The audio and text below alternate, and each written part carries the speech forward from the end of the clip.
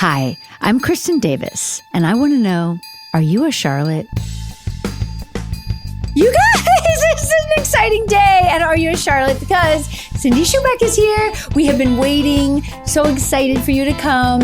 Cindy came to be on the show as a writer originally. She's going to tell us all about it in 1999, many years ago. And you and Jenny then, in my mind, became like this super powerhouse pair who really took the reins of the female voice. You know, people would sometimes complain thinking we only had male writers because Darren was so out front and then Michael Patrick. But really, we always had you guys in my mind, you know, and you really had such a really incredible input in terms of like your own stories. And, you know, like for Charlotte, some of them were just like so important from both you and Jenny. And like for me, when I think of the show, that really, you know, was the heart and the soul and the foundation of like where our characters got to go and deepen into. So we're super excited to have you. To hear. Yes. I mean, it's funny because Michael could write anybody and he could can, write. Of course. Yeah. And I know you mean that, but yeah, Jenny was actually a friend I had made before I came aboard the show. Oh, I didn't know this. And I was working on Everybody Loves Raymond. Well, I didn't remember this either. This is a big thing because it was sort of like I had an affair with Sex and the City because I had been working with a writing partner for like 7 years. And on the side, I used to write these columns like once a year, this thing about dating for Glamour. Wow. Oh my gosh. And then I could never use those as samples because when you're working with a partner, you have to do things you did together. Right. And I was working, she had kids already. So had been on all sorts of shows that weren't at all about what I was living. Interesting. And we were finally at a point where we were going to separate. And Phil Rosenthal, who ran Everybody Loves Raymond, let us each write an episode. So I had my own episode of Everybody Loves Raymond. And then I was going to write a spec. And Sex and the City had just started. It was in season 1. And I knew Jenny was working on it. And I told her I was going to write a spec and she's like, you should come in and freelance. Like you should come in and pitch. Yeah. So that's what Phil let me do from Everybody Loves Raymond. I love Phil. I mean, me too. I think he regrets it maybe still. But, which I didn't realize. Thank you, Phil. I appreciate that. We all really appreciate that you let Cindy cheat on Everybody Loves Raymond Rosenthal, with us. I know. He's a good guy. He's a great guy. He's a really sweetheart. And those were great writers. Like that was I was finally on a good show that was going to last on Raymond. So my dad, who was an accountant, was like, what are you doing? But from the minute I pitched to Michael and Darren, and Jenny encouraged me, which was so nice of her to share that. Like, so it was like, I was so excited to pitch because everything I had written in a little journal of things I wanted to write about or essays or a movie I might want to write, everything could work on that show because I was the same age as you guys at that time. It just felt like everything I talked to my friends about and everything I wondered about. And in fact, I was at Everybody Loves Raymond. See, this is such a long answer. So no, it's good. We love a long answer. I was at Everybody Loves Raymond and one of the guys brought in a VCR, remember that, of Sex and the City. And he's like, my wife loves this show. I don't get it. It was at lunch. It was the baby shower episode. And I hadn't seen it. And I remember all the boys slowly trickled out. It was mostly men on the show, of course, and at Raymond. And they all trickled out and went to lunch. And I was sitting there and I was like crying by the end of it. I couldn't believe how much it spoke to about what I thought about and like how deep it was to me. And like the idea of, are you going to have a kid? And then remember she had taken your baby name. I do remember. There was like such big laughs, but there were also just to me, these really deep, meaningful conversations. Absolutely. That I hadn't heard. And so I was like enamored of the show. And so I went and pitched and Michael and that's when I did the episode, The Chicken Dance, as a freelancer. So I did not realize you were a freelancer and you did like a absolutely iconic episode. Oh, I mean, you. Cynthia and I just talked about it last week, and Cynthia said, because they were asking me, where are you in the rewatching? And I told them, and I said, Cindy couldn't come on for Chicken Dance, but she's coming on for the next one. And Cynthia said, I recommend Chicken Dance to anyone who hasn't seen the show or young people who want to see it for the first time because it's not particularly dirty. Right. But gets the gist of the 4 women characters. Oh, interesting. And that was, I thought that was so smart because All I remembered about the chicken dance was the difficult storyline that I have, which is, the groomsman's father groping me on the dance floor. So when I you had an entire relationship during the wedding with which was also so bizarre, and I remember nothing of it. Exactly, because that's so much fun about rewatching. There's so many great things. One is that there are things I remember really vividly, and then there's things where there's just nothing. Yeah, right? Yeah. And I'm like, I never know what I'm going to do. Like in the one that Jenny had written, the threesome one, where I'm having a dream and it looks like I'm about to have a threesome. I was like, am I going to have a threesome? Because I don't remember that. Oh my God, how brave of Charlotte. You know what I mean? But no, it was just a dream. I didn't have a threesome, but I literally don't know. And also in the chicken dance, I don't remember going up to the room that I'm preparing for the bride and groom and having sex there with that dude. Very subversive. I don't remember that at all. Which obviously I didn't really have sex with him, but you know what I'm saying? Yeah, pretty subversive for Charlotte. Yeah. And she does a lot of stuff, but then we come down and he tells me that I look like a whore in my beautiful dress. And I'm like, oh, but I think, and it's a good example because I think what you do so brilliantly, and really all of our writers, but when you came, you could get the embarrassment, the kind of going out on a limb emotionally with the humor, with the depth, all of those things. Thanks. And that's the specialness of the show, I think. And the writing is the reason for it. Well, and then that you guys could carry off anything. Well, that was so fun. It was like just... But you guys, you really have writing like that very often, where it's really asking you to fire on all cylinders. Yeah. That's what I feel like I remember about the show is just everybody was firing on all cylinders. And I feel like I knew it at the time. You did? I mean, partway in, I was thinking this is going to be the best job I ever have. And that's either sad or just like amazing that I'm here right now. Wow. But I felt like the actors, the costume, the directors we were getting. And, from the moment of like, nobody's heard of the show and somebody brought it in on a tape to like, I think when I joined you guys, that was the first year at the Golden Globes. And we were like jumping up and down in the kitchen and like suddenly people were watching, and then we'd walk around New York and you'd hear people talking about it. Yeah. So not only did I love what we were doing and who I was working with, but it was in the zeitgeist. Very, yeah. So I felt like this is everybody lightning in a bottle. Amazing. Yes, absolutely. And smart that you knew it. I mean, I don't know that I really knew it until I feel like I knew it third season. But maybe I probably didn't know it right away. Right. I just was happy to be there. The joy of the actual experience was what was, so amazing, because you don't always have that, right? You can be on an amazing show. Everybody Loves Raymond is an amazing show. But like you said, it wasn't necessarily what you were thinking about in life. Right. And that was true for me also, obviously with Sex and the City. I'm a single 35-year-old, whatever, 34. Well, I don't know how old we were, something, 30-something. Yeah. And, the things that you are already thinking of and talking about and or curious about or whatever is their story. It's crazy. Right. Yeah. Like so unusual, and obviously hadn't happened then. And I don't know really has happened again, because I think we had kind of a unique situation in terms of HBO allowing us, to do whatever we wanted. Yeah. And I think so much, there's very little that's not said anymore. Well, this is true. When we were out, it felt like there was still things to be said that people hadn't said aloud.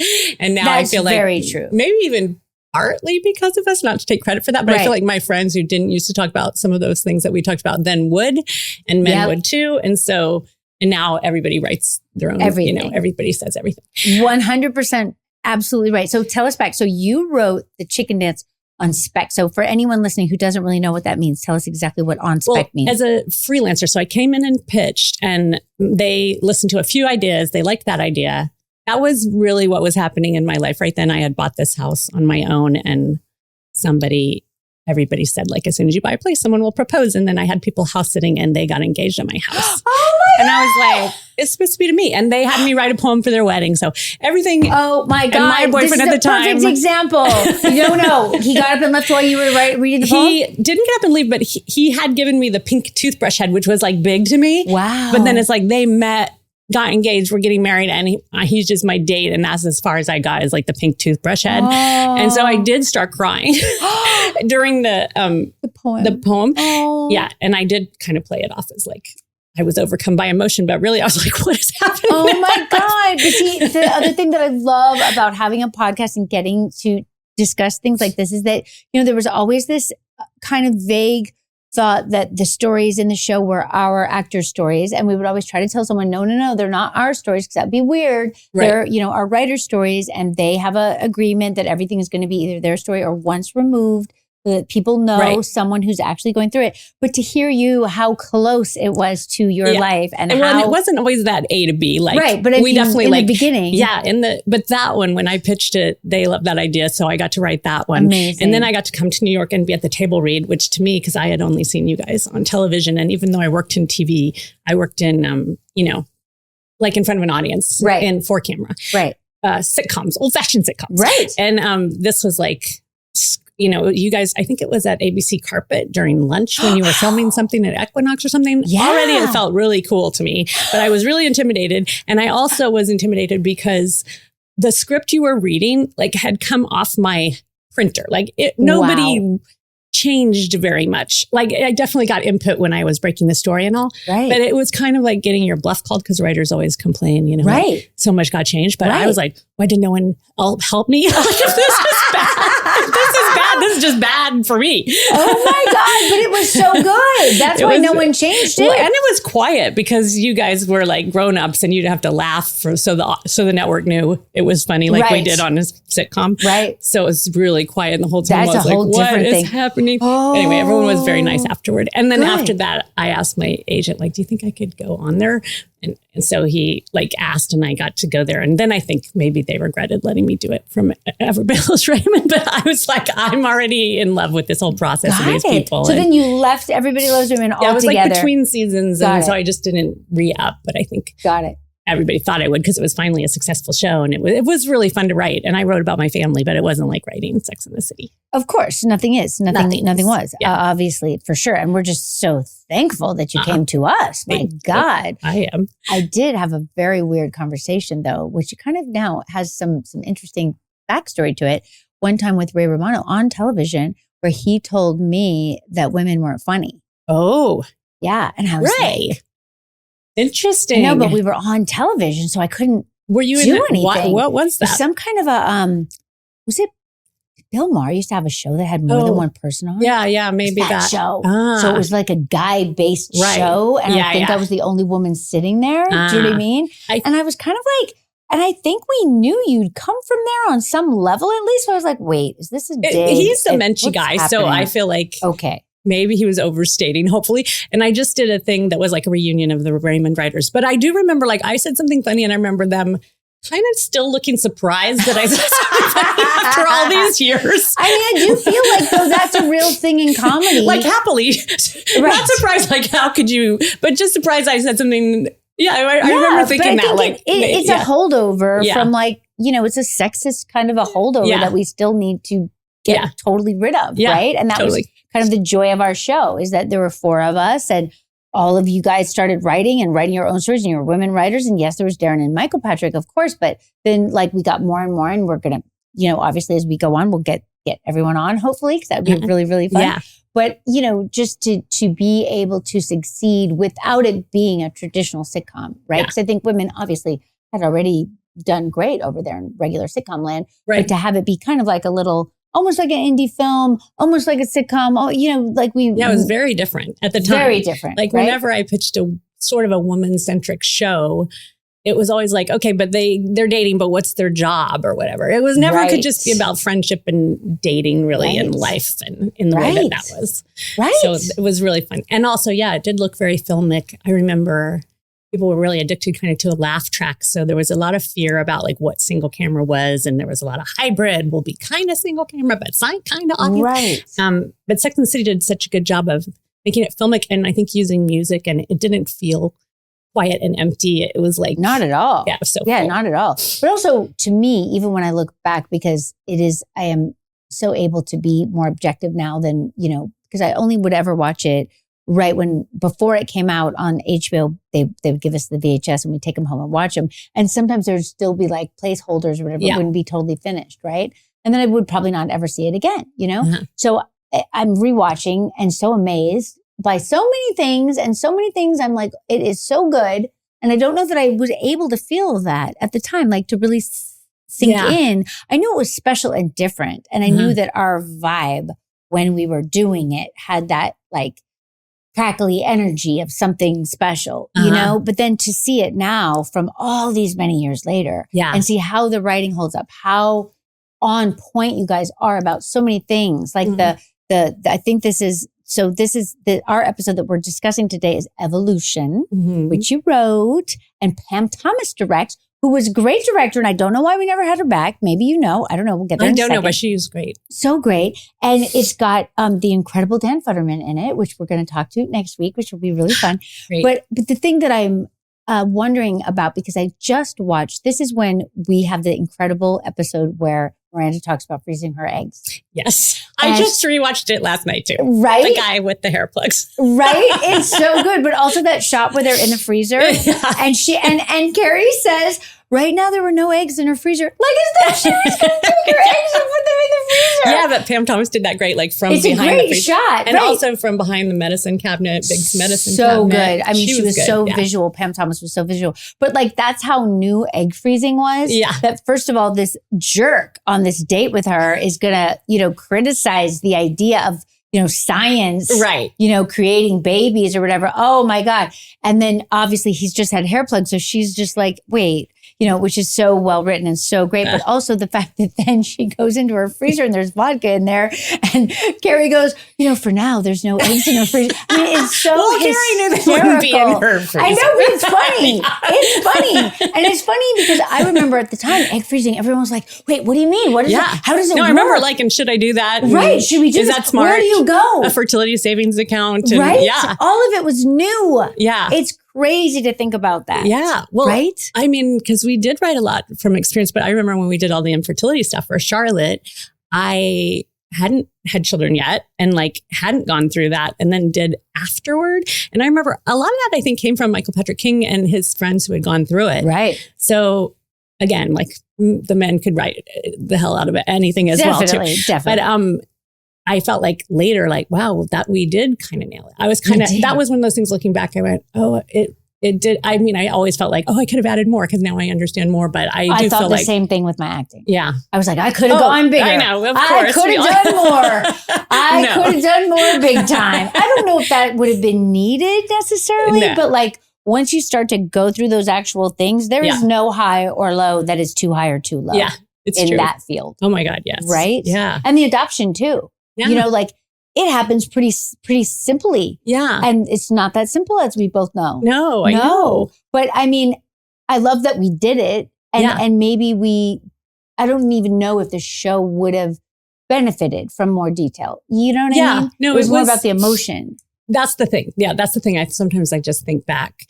Well, I just looked at it kind of in awe that you did capture it and it somehow captured, close to what it was. But it's true. You feel this is an odd thing to say on it, but I feel I knew women who had miscarriages when I was younger. Right. But I didn't really know what that meant exactly to them and what kind of a loss that was. Because I don't think people talked about it. They didn't. Which is sad. And so it really didn't, there were some things you kind of do have to go through to understand the depth of what it feels like to the person. 100%. And even if you have really good friends who went through it, it's just not quite the same. So that's true. There were times that I thought, though I have to say, I think with the Charlotte miscarriage, I think the writing was beautiful and I had enough,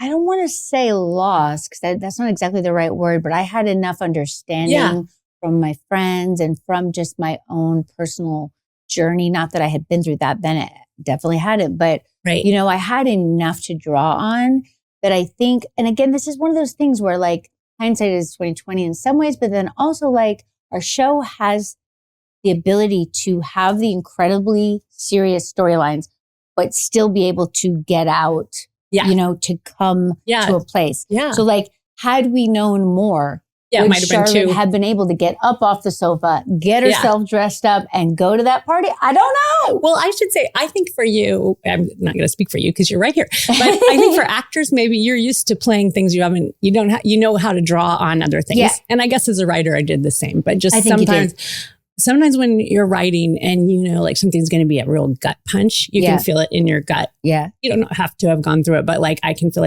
this almost makes me cry to write it. I know this is something. Right. I feel I kind of would have had more of that feeling during maybe. But that's okay. I still am happy with happy with how it all worked. I love how it turned out. And I think that people talk to me a lot about it now still. Yeah. So over time that that's something that people connect with, and isn't that the whole game? Yeah. Right? So yes, we can.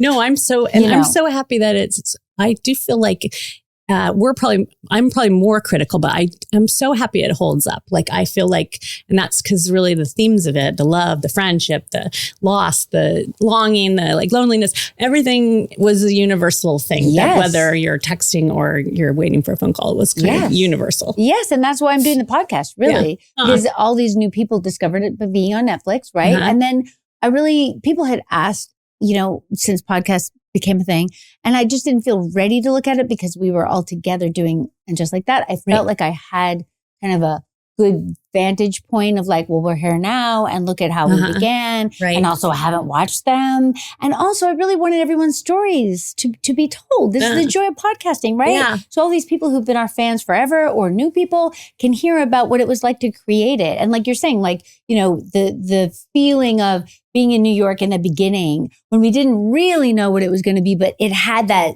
like sizzly feeling, you know, and like that process of like walking around and having people start to talk to us about it and all of that, like being there is incredible to think about. Yeah. It's amazing. No, it was really exciting. Yeah. And it was just, I think even if it hadn't caught on, it was really nice to be writing and doing something that felt so relevant to what we were going through and what our friends were going through. Absolutely. And I'm just going to have a little moment to talk about it. And just like that, weather and just like that, obviously never going to be Sex and the City. I don't ever think we ever thought it was going to be Sex and the City. But again, we wanted to tell the stories of what we're going through in our 50s. Right. I think that's an important point, right? Is that like, here we were, it was COVID, COVID had just ended. We were just able to go back out. Yeah. And the thing that we had always been doing was talking about what was happening for us in our lives at this time. Yeah. Meaning not necessarily my Kristen story, but like all the people we know and just like life goes on. Yeah. And why wouldn't that be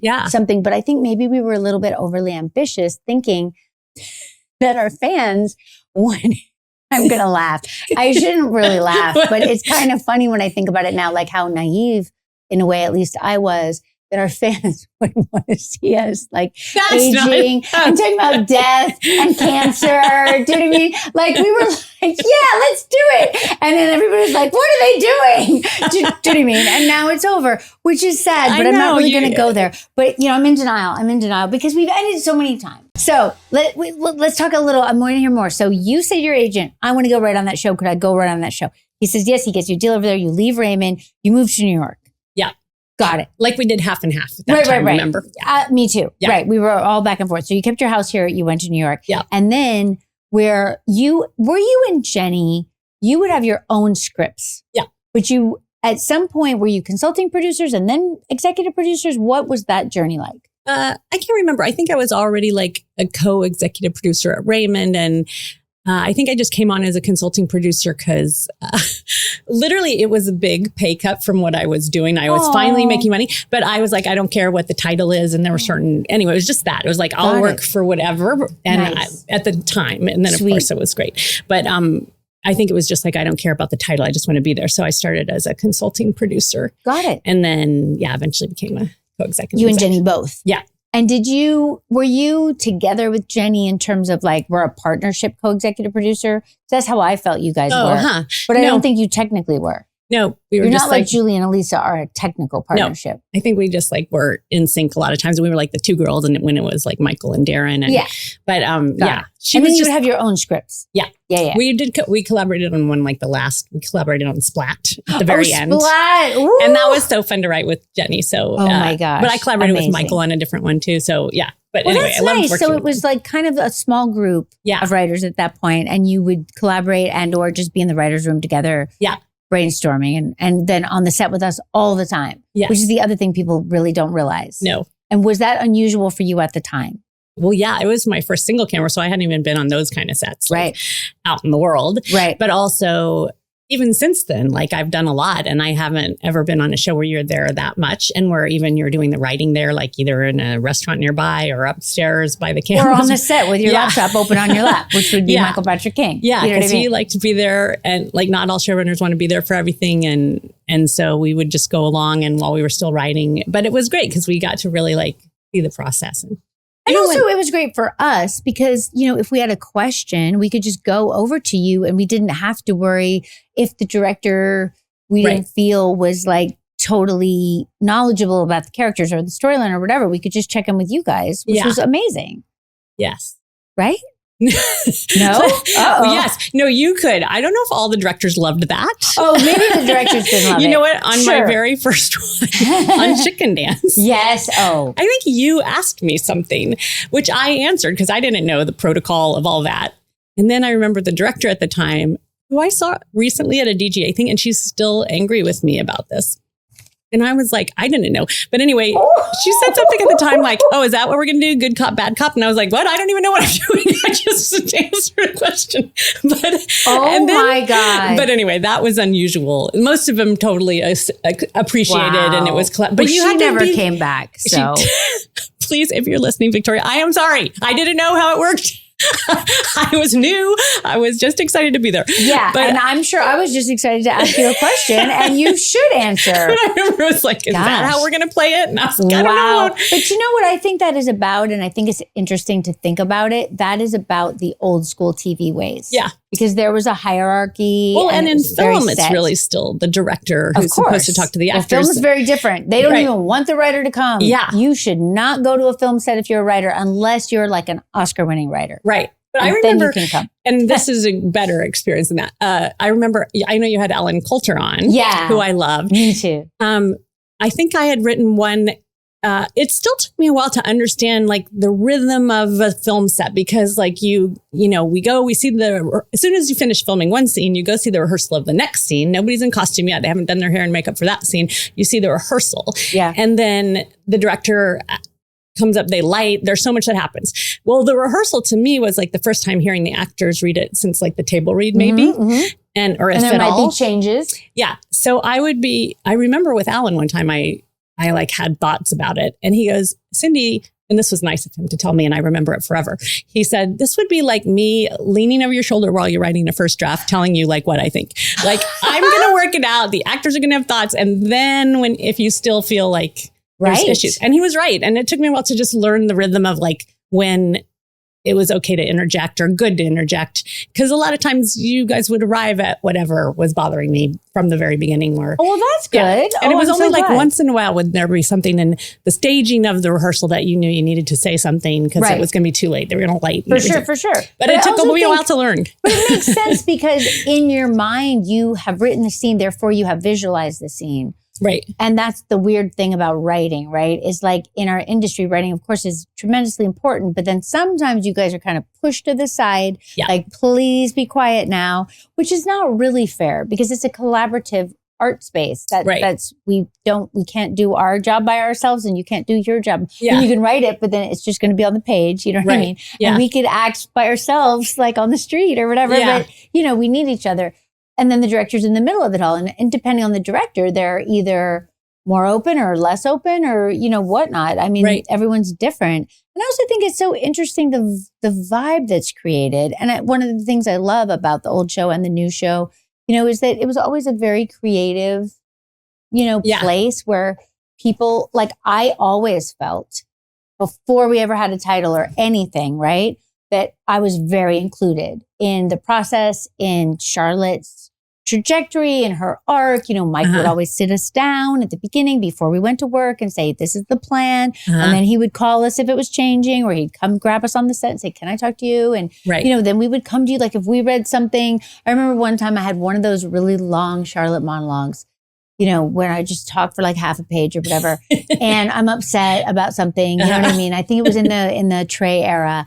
And I came to you in the hallway of Silver Cup and I was like, Cindy, I just feel like, it's just hard to, because remember how we had to be word perfect. Oh, yeah. It's comedy. It's comedy. It's exact, right? It doesn't have to be though. Yeah. I mean, that was the precedent set. And I think it's a good one because we didn't have an audience there to tell us if we were hitting the jokes, right? Yeah. So we had to trust the writing. Yeah. We had to trust the rhythms of the writing. Yeah. And the rhythms of the writing, and let me tell you, when we did And Just Like That and we brought our new actors in, I mean, they're still talking about how hard it is. Oh, really? Because it's very specific. Yeah. You know? Yeah. And each character is also very specific from each other. And like my rhythm of talking, my syntax is not the same as Charlotte's syntax, right? Yeah. And then sometimes, depending on who wrote what episode, you'd be like, oh, I just can't say this. I just can't get my mouth to form the words. You know what I mean? And I came to you and I was like, can we change that? And you were like, no. Did I? Oh my God. Yes. That's so rude of me. Well, since Sex and the City, I feel like I've worked on, and when I directed a movie, I really wanted it to be a bit more playful and have more room for that. Like, I think, but I have noticed, because I've now worked on some dramas, and I don't know why, because I love comedy so much. So I feel like I should be just but I've worked on dramas, and I feel like it's somehow less precise, and it can be, because it's very much the feeling and the plot, and like you want the, but comedy, sometimes it's just like, it's not funny one way and it is funny another way. Yeah. I think it's the rhythm of the words. You know, the rhythm of the words is super duper important. And I think the rhythm of the actors is also important, because you can't really teach comic timing. Yeah.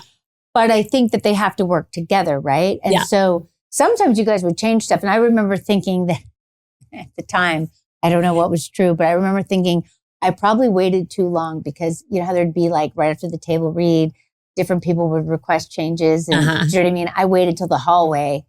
So you're the same as me on the set. Like, when exactly do I interject? Right, where it's not too early, but not too late. But I also think for so long, I never asked for anything, because I was just so happy if Charlotte had a storyline, right? Yeah. And so it was getting to where like I had a lot more because of Trey, and I had these long, like emotional things, rather than, because in the beginning, at a certain point, I have my like didactic, like, I'm going to get married and I've got this book and this book says na, which I haven't really gotten to yet, which I thought was first season. But first season, I'm just kind of there, like, you know, not quite 100% knowing what to do or whatever. You can't tell at all. Thank you so much. When I look, that's what I see. I see me underneath a layer of like pretend calm. You know what I mean? Which obviously all of us feel at some point. But I feel like I knew Charlotte right from the baby shower from my first episode I watched. I know, but you're very Charlotte, which I remember.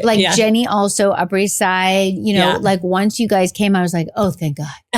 Oh, thank God. I'm going to get some good storylines. They get me. They get me. I mean, me, but also Charlotte. You know what I'm saying? Like, romantic. I mean, I think of it just like the romantic side of it. Yeah. I mean, you got married with a white horse. I mean, and then divorced. I was going to leave that on a dark horse. But yeah, I mean, look, you know, all of us have our you know, our visions, and we try to make them come true, right? And that's kind of glorious. No, it is. That's you do your the beauty best. of Charlotte, I think. She was like very ever optimistic. 100%. And she was also like, you know, she was going to work hard. She was going to do what it took. She was not going to give up. You know, gotta love that. Yeah. All right. Should we talk about this particular episode? Okay, great. So this is Evolution, which is also like such a great, I'm just rediscovering all of it when I watch it, because I don't really remember it exactly, you know? And I thought I did. And then when I rewatched it, I was like, oh, I forgot that storyline. I forgot the fertility, like the egg. Me too. Freezing your eggs was in there. Me too. I forgot the Samantha story, which is like, I love that moment. There's a moment where Charlotte is like Samantha getting her heart broken was more confusing to Charlotte than a kiss from a gay man. I know. And you're like, you're just bewilderment at everything in this episode. I love.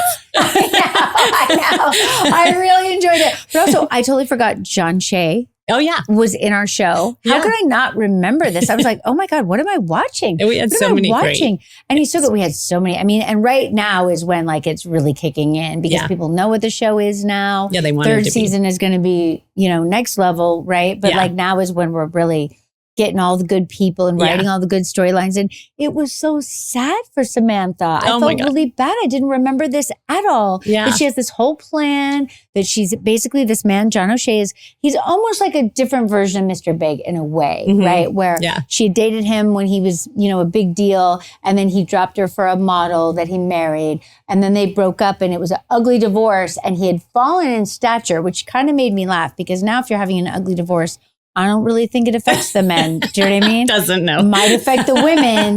Might not. I don't know. Right. It's like everyone's having an ugly divorce, basically. But whatever. That was interesting. I think he said like he fell from the cover of Fortune to like page 6. Exactly. So like he was just gossip. Exactly. But so then she has a whole plan.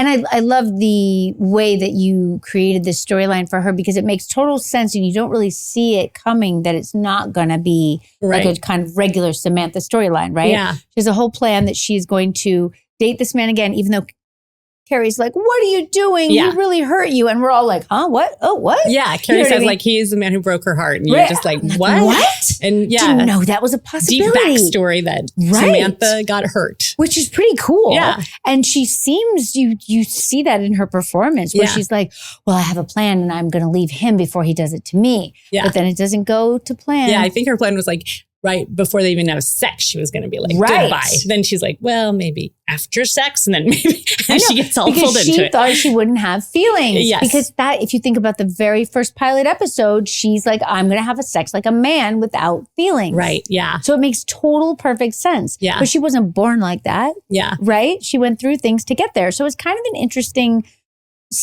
like backstory that we kind of don't ever really get. Yeah. Which is also, I literally mentioned my parents, I think, at one point. Yeah. I'm like, what? Charlotte has some parents, you guys. They're in Connecticut. I think we knew that part. But, and then I think also previously in a Jenny episode, I say, oh, we don't talk about feelings either. We just are very good at tennis. And which episode? I can't even remember which episode, but the one where you're in the spot and you're like, I didn't grow up in a naked house. Remember that? I forgot about that. Good one, I think Cindy. we would know that, though. I mean, there's little tidbits where if we collected them all, they make a pretty good picture. Yeah. But I love the whole that we don't spend time on the backstory, generally speaking. But okay, so we have this. Let's just talk about our guest stars for a second because they're so great. So we've got John Shea as Dominic, who's the Samantha storyline. We've got Dan Futterman with me. Just a dream. Dreamy. I mean, in every way. Because the episode, we're not sure Charlotte, like, if he's gay or straight, goes on a date with them, like, says, I didn't even wash my hair. I wore glasses. Like, it wasn't a date. And then he kisses her. That's amazing. And it's good. So when we were casting, when Dan Futterman, I can't even believe he came in to read because he's like a big actor. Why would we even have him? But anyway, he did. And both Jenny and I were enamored and Darren and Michael were enamored. And we're like, this is perfect. Everybody loves him. Yes.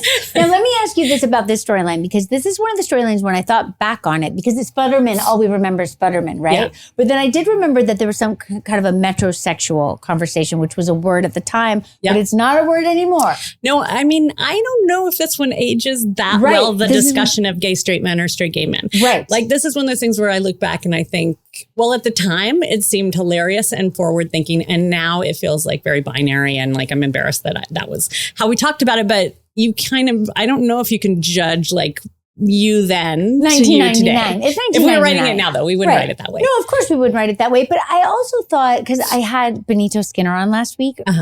Have you watched his show Overcompensating? Oh my God, it's so good, Cindy. Okay. Not only is it so good, he quotes Charlotte often, which is adorable, on his podcast, not in the show. Okay. And he told me when he came on the pod that he created videos for Instagram during the pandemic and then put them on YouTube. This is how he became successful. Wow. It's incredible, right? He's incredibly inspiring and awesome. So when he got his show picked up at Amazon Prime, it's called Overcompensating, and it's about kind of pretending that he wasn't gay and overcompensating so that no one would notice that he was in fact gay, and the journey to in college coming out. Right. It's a very funny and adorable show and very reminiscent of early days Sex and the City. Yeah. He told me when he came on the pod that once he got the show picked up, he was like, oh my God, what do I do now? And he watched the show throughout the whole show 3 times to study the structure. Wow. Isn't that cool? I mean, I think that's the thing is that there's still very individual stories. There's still men who have a lot of trouble coming out. There's still women who are confused if someone's gay or not. And people who are confused if they're gay. Like it's all very fluid. He wasn't inside confused, but he was presenting confused. So like he has a best friend that he tries to date, but they don't have sex because he's actually gay. And he kind of knows he's gay, but he doesn't want anyone else to know. So then he brags to the frat boys that I can't repeat it.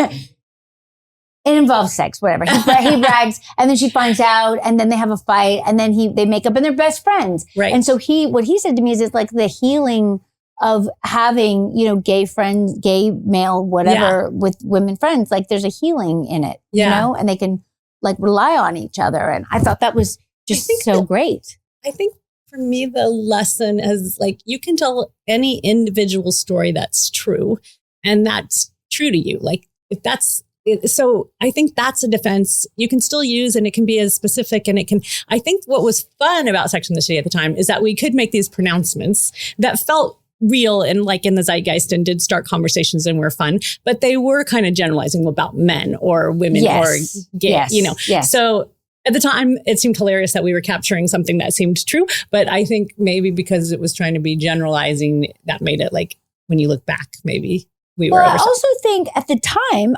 I believe that we were all going around talking about metrosexual, and they were all writing in magazines about metrosexual, which I think, if I don't know if I'm right, but it was basically like a straight man, theoretically, who grooms himself like a gay man. Right. And culturally, like we thought, would have cultural like kind of style, relevance. All the things that we thought were gay. Right. Which are not necessarily, but like great gay. Style, great culture references. Right. And, But we don't ever use the word metrosexual in the episode, which I thought we did, but we don't. We talk about gay straight men and gay straight gay men or whatever, which also like, I was like, I don't even know what the heck we're saying, but whatever. It's super interesting. Right. But basically I do ask him, have you ever been with a man? And then he asked me if I've ever been with a woman, and I don't answer, which I find weird also. Right. And then this is what I thought was also interesting, because I couldn't remember the details. I just knew it was like a questionable storyline, right? But it's also Dan Futterman. So we love him. I love it still. Like I stand by it. I just think like some of those things didn't age as well. But I still love the storyline and like you trying to make sense of like what is happening. Yeah. And then at the end, when the mouse is there and he jumps on the chair and kind of squeals, and then the voiceover says something to the effect of Charlotte wasn't well enough developed in her masculine side to be with someone who was so well developed in their feminine side. Yeah. Something like that, which is a very deep statement. Yeah. And that's fine to say, isn't it? No, I think it, I think as, I love that whole, as someone who's been confused myself and married someone who realized he was gay after we married, I feel uniquely qualified to say that it's confusing sometimes. Yes, it is confusing. And you do kind of want some clarity sometimes just because you need to, I don't know. So I don't think there's anything wrong with wanting clarity. Yeah. And so I love though that in that scene when you ask him in bed and he says like, I'm a pastry chef who lives in Chelsea. If I were gay, I would be gay. Totally. Like, which was really smart at that time. Like, it's true. Like, he wouldn't, he could be. Wouldn't you just be gay? You would be doing great. He would be great. Yeah. You'd be very busy and your schedule would be booked.